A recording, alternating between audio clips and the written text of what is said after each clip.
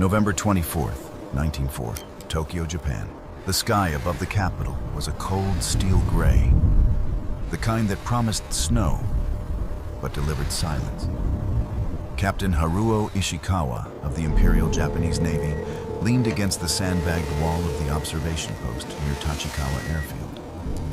He raised his binoculars, scanning the distance for any sign of incoming aircraft. For weeks, Tokyo had known uneasy quiet. Too quiet for a nation still at war.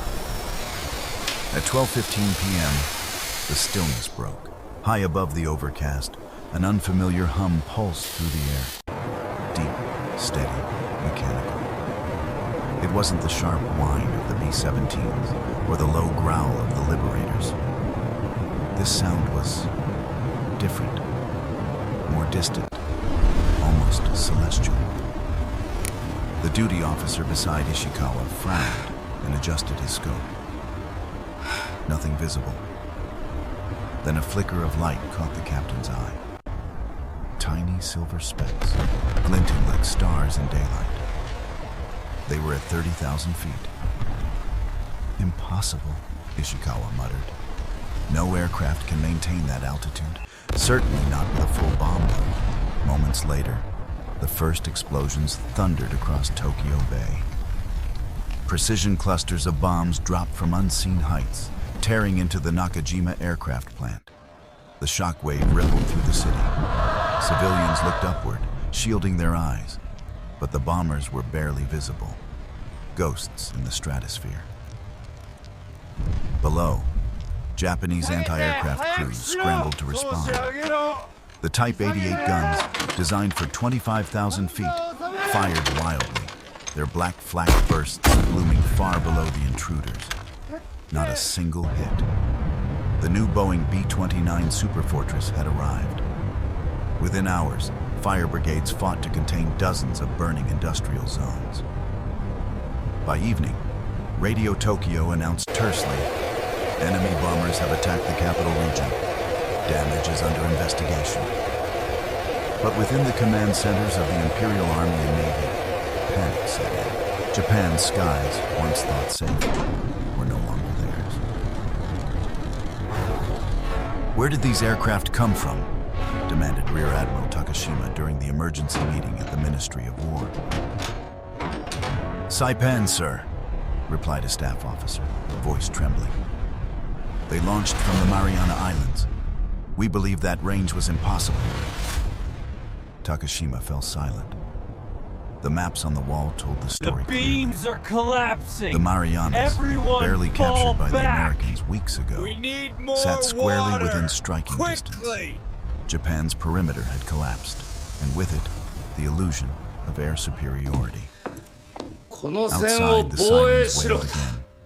The city that once believed itself untouchable realized that the heavens now belonged to someone else. The Superfortress had changed the Mariana world, Islands, and gentlemen. Japan had no answer.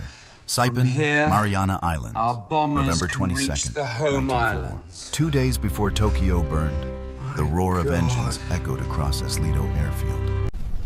The ground trembled as the first wave of Boeing B-29 Superfortresses lined up for takeoff. Each aircraft shimmered in the tropical sun, gleaming metal giants stretching 99 feet long, with wingspans wider than most city streets. The crews, men barely in their 20s, moved with quiet precision beneath the propellers that spun like signs. Inside Dauntless Bell, Lieutenant Robert Emerson adjusted his oxygen mask. The temperature inside the pressurized cabin already dipped near freezing. His bombardier, Lieutenant Frank Harlan, ran his hand along the Norden bomb site, whispering, "Tokyo's waiting." The crew's target, the Nakajima aircraft plant, heart of Japan's fighter production. Their altitude, 31,000 feet. Clear on the right. At that All height, green, let's most move it Japanese out. interceptors, Mitsubishi Ki-43 Oscars and Nakajima Ki-44 Tojos, could barely climb fast enough to engage. And even if they reached them, the thin air made maneuvering nearly impossible. The B-29's four-weight R-3350 engines, each pushing out 200 horsepower, gave it an edge unseen in aviation history. To the Japanese below, they might as well have been flying machines from another world. As the formation climbed through the troposphere, vapor trails streaked across the All endless blue. gauges in the green, Captain. Below, Switching the to ocean rear was a dull tanks mirror, now. cloud shadows crawling like Roger ghosts. that, Jack. Keep an eye Each on the pilot knew that to miss pressurization. navigation by even 1 degree meant never returning home, drifting over an endless Pacific gray. The intercom crackled. All aircraft level off at 3-1000. Maintain formation. We're entering the jet stream. That jet stream, a high-altitude river of wind unknown to the Japanese, would soon play a decisive role. It hurled the bombers forward at nearly 350 miles per hour, but also scattered bomb patterns and made accuracy nearly impossible. Still, even with imperfect precision, the psychological effect was devastating. The Imperial Air Defense Network had never anticipated attacks descending from the very edge of the sky. Hours later, as the first wave approached Honshu, radar operators in Chiba scrambled to interpret the readings. Bogey The at blips appeared 6 faint, o'clock too high. high, too Bearing fast. 270. They're not fighters, muttered one technician. They're fortresses. By 12 Hanok noon, Tokyo's skyline was obscured by thin cirrus clouds. The bomb bay doors of the B-29s opened silently. Each bomber carried 12,000 pounds of destruction, clusters of 500-pound general-purpose bombs. Through the bomb sight, Harlan could see the faint outlines of factory roofs and train yards. "Bombs away," he whispered. The payload fell All silently for nearly aircraft 2 minutes. level off at Tiny glints tumbling 3-1000. through air so cold it crystallized the moisture around them. Then the world below erupted. The shock wave reached the aircraft seconds later, turbulent air buffeting the fuselage. Emerson steadied the yoke, eyes fixed on the horizon. In the distance, flak bursts blossomed thousands of feet below, like dark flowers blooming too late, not even close. The co-pilot said softly. Below, Japanese searchlights swept aimlessly, their beams dissolving before they reached the heights of the intruders. Anti-aircraft gunners cursed, firing blind. The B-29s banked south, engines droning in perfect synchronization, untouched. By the time the first wave returned to Saipan, the crews were silent. They'd flown higher and longer than any bomber group before them.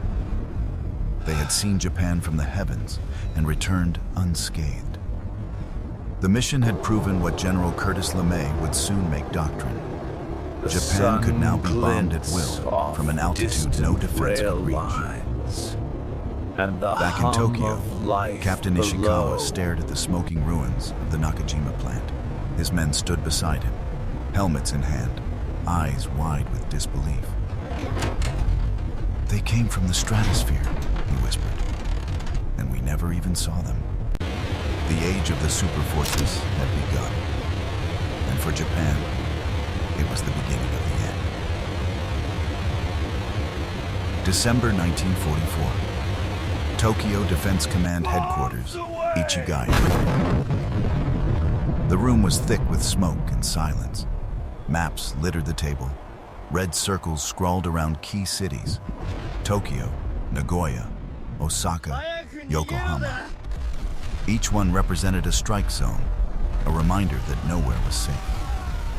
Captain Haruo Ishikawa stood beside General Kawabe, watching as intelligence officers pinned photographs from the latest reconnaissance overflights. The sky above Japan Entire districts had been fills flattened. with faint flak Precision bursts. attacks executed from Black altitudes their dots fighters couldn't far even below reach. the B-29s. Our Type powerless 88s are and out- useless above 26,000 feet, said one artillery officer bitterly.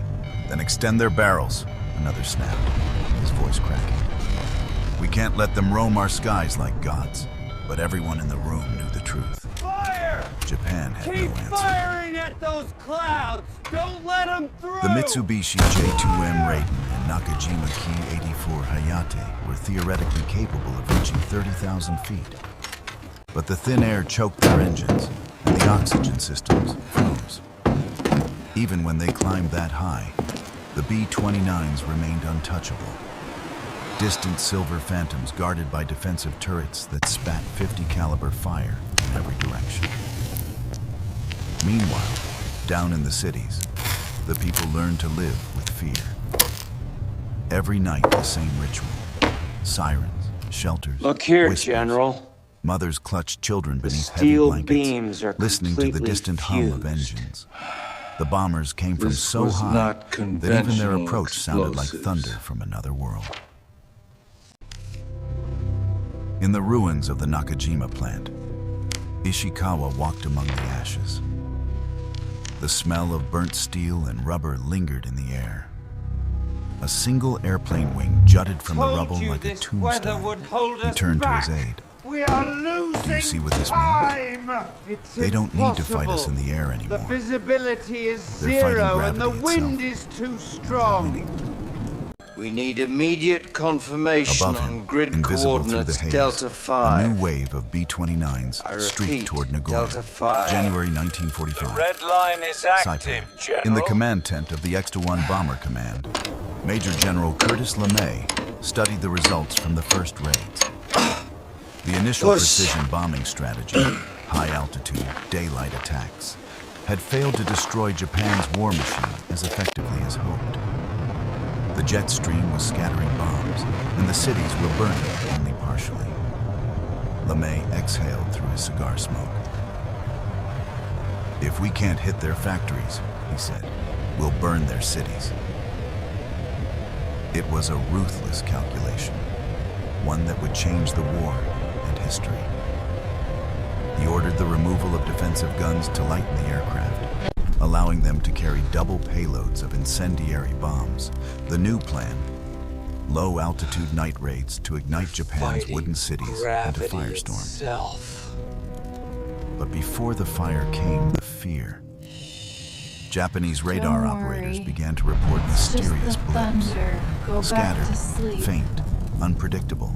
The B-29s no longer flew predictable paths. Some raids launched from Guam, others from Tinian. They came by day, by night, from altitudes unthinkable to Japanese engineers. In the Imperial Palace, Emperor Hirohito was briefed privately by Chief of Staff General Umezu.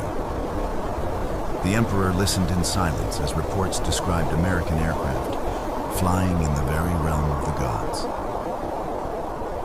"Can our pilots reach them?" he asked softly. "No, Your Majesty," Umezu replied. "Not for long. The air is too thin. The engines lose power, and the pilots lose consciousness."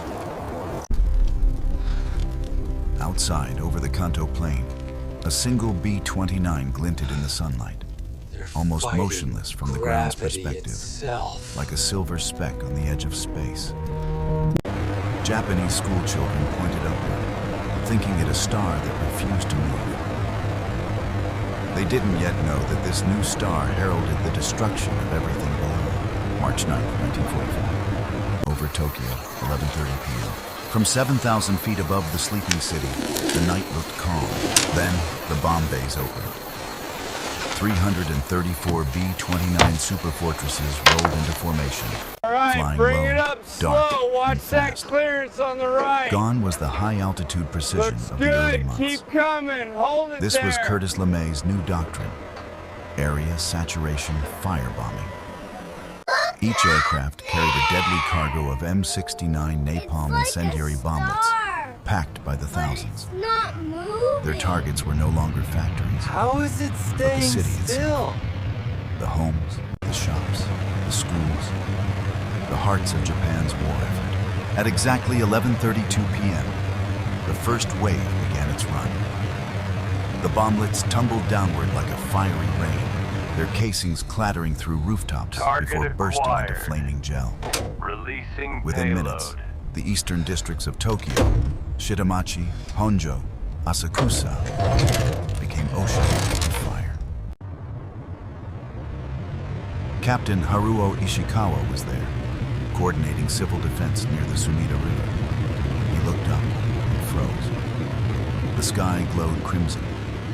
The air roared as flames leapt between wooden houses, feeding on the wind. People ran for the canals, clutching children, choking on smoke that burned their lungs raw. The oxygen itself seemed to ignite. Get out! The temperature rose past 2,500 degrees Fahrenheit. The firestorm created its own wind, a tornado of flame that sucked in air at hurricane speeds. Entire blocks vanished in minutes. Bombs continued to fall, not from invisible angels this time, but from metallic demons, gliding low enough that witnesses could see the white stars on their wings. Watch out for falling Ishikawa grabbed a embers. hose line, shouting for survivors to head toward the water. But the heat drove them back. His uniform caught an ember. He slapped it out, coughing, eyes watering. The sound was deafening. Fire is The shriek of spreading. burning wood, Get to the the moan river! of collapsing roofs, Quickly! and the constant mechanical Where is hum my of engines. child? By dawn, 16 square miles of Tokyo lay in ruins. Over 100,000 civilians were dead, most suffocated or burned alive. The imperial government, stunned by the scale of the destruction, could no longer deny what the B-29 represented.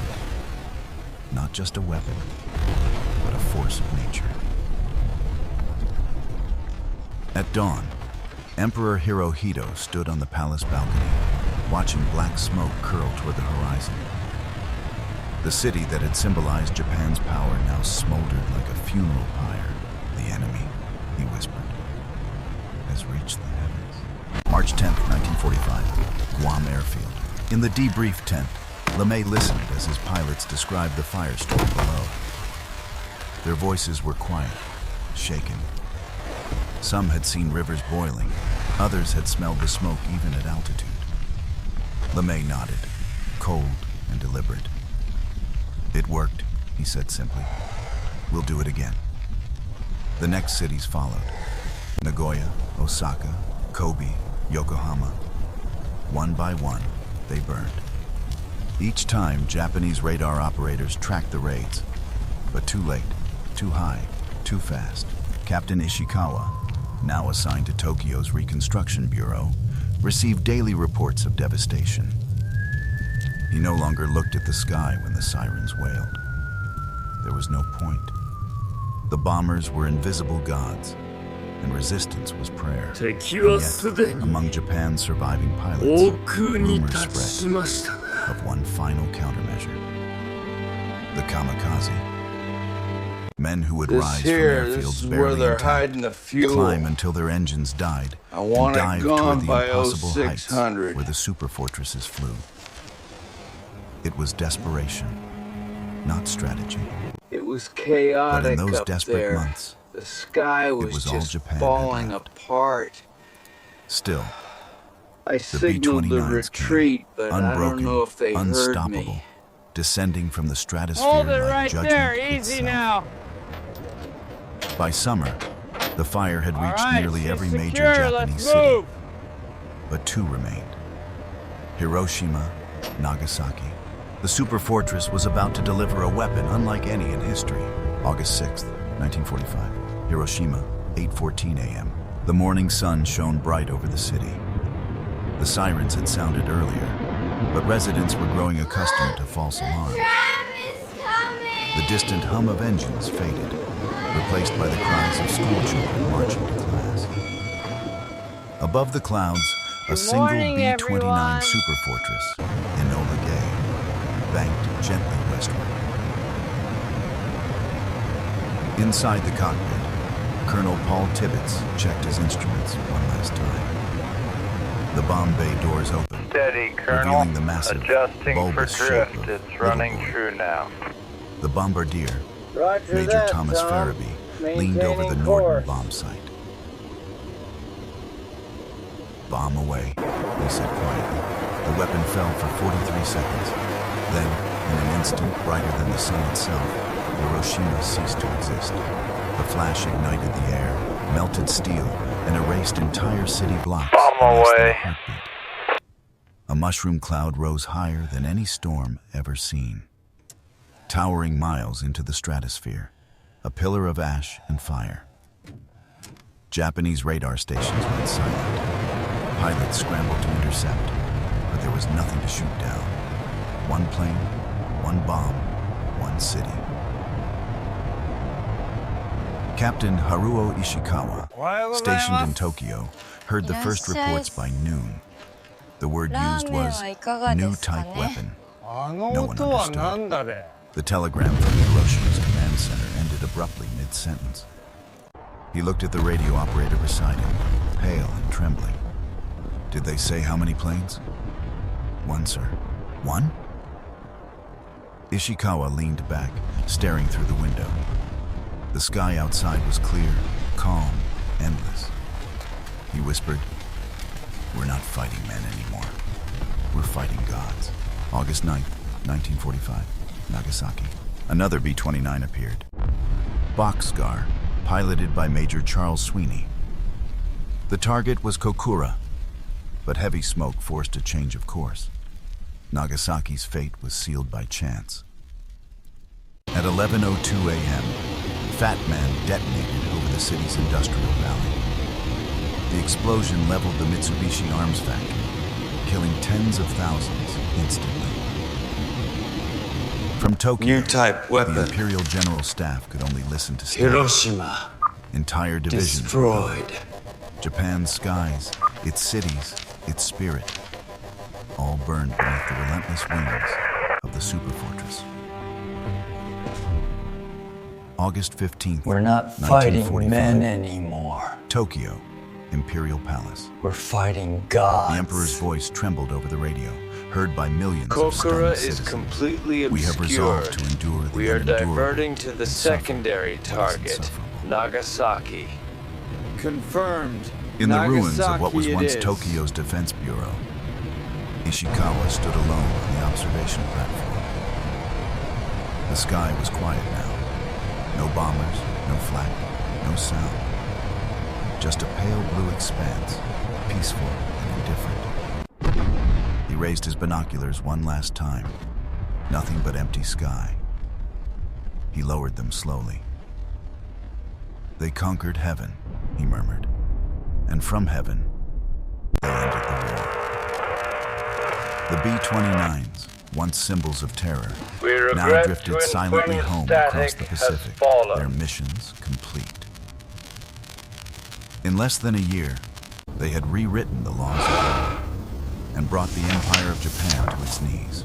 Epilogue: the ghosts above the clouds. In the years that followed, the B-29 would become legend. Its silhouette etched forever against the memory of a sky that once seemed untouchable. Japanese pilots who survived spoke of the awe they felt the first time they saw the silver giants glinting above the stratosphere. They flew where no bird could fly, they said. They were not planes. They were omens. For the world, the Superfortress was both a marvel of engineering and a harbinger of a new age. An age where wars would be fought not only on Earth, but in the thin air above it. And for Japan, the memory of those shining dots in the sky would never fade. A reminder of the day when power descended from the heavens and the world changed forever.